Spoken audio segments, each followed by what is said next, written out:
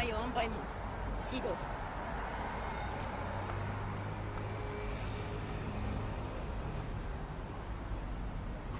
Պատրաստիկ։ Մենք շարունակում ենք մեր ակցիաները, որ արդեն որոշ ժամանակ իրար վրա անում ենք,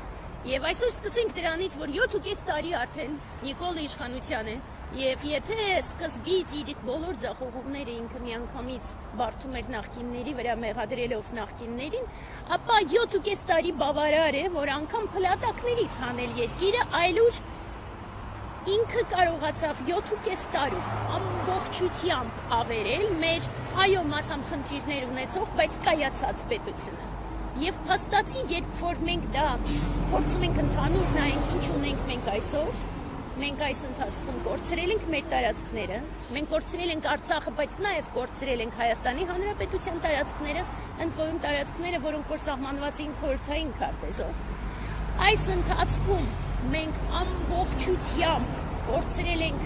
այն հիմնարար սրբությունները, վեհությունը, զորությունը, որ դպրոցներում անգամ ունեինք, որովհետև հաղթանակած ազգ էինք եւ հիմա փաստացի պարտված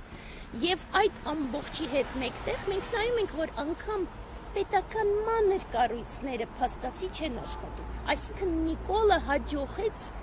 տապալել ամբողջությամբ անգամ պետական ապարատը եւ սա այն փաստերն են, որոնց մասին երևի թե անիմաստ է նույնիսկ հնչեցնել, այնուամենայնիվ նորից ու նորից հնչեցնում ենք նրանց համար, ովքեր որ դեռ սխալվում են կամ դեռ թյուրիմացության մեջ են։ Ըստ այդմ, երբ որ այդպես ավելի լայն ես նայում, հասկանում ես, որ Նիկոլը չարիք է։ Նիկոլը փաստացի այն չարիքն է, որը նման է վիրուսի, գիտեք, մենք վերջերս նմանեցնում ենք այս ամբողջը կովիդի ընթացքին։ Նիկոլը դարձավ այն համաճարակը, որ ամբողջությամբ սկսեց տապալել անգամ մարդկանց սրտերը։ Եվ ինչ-որ ձևով այդ համաճարակը ներթափանցում է հասարակության մտածողության մեջ, ու ցավոք սրտի մենք պիտի փաստենք, որ հրեշները շատ ավելի շատ են, ու մենք տեսնում ենք, թե ինչպես են մարդիկ հուսահատվում,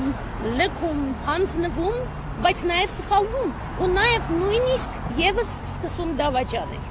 Սա ամենամեծ ցավերից մեկն է։ Ու գիտեք, ինչ-որ ձևով, քանի որ ես հոգևոր զարգացման ճանապարհով եմ գնում, ես կարող եմ միևնույն է ասել, որ ես իրան խղճում եմ։ Այո, խղճում եմ, որովհետև իր չարիքը այնքան է խորացել այս ընթացքում, ու մենք բոլորս մեղավոր ենք, որովհետև 20 թվականին պետք էր իրեն դատել,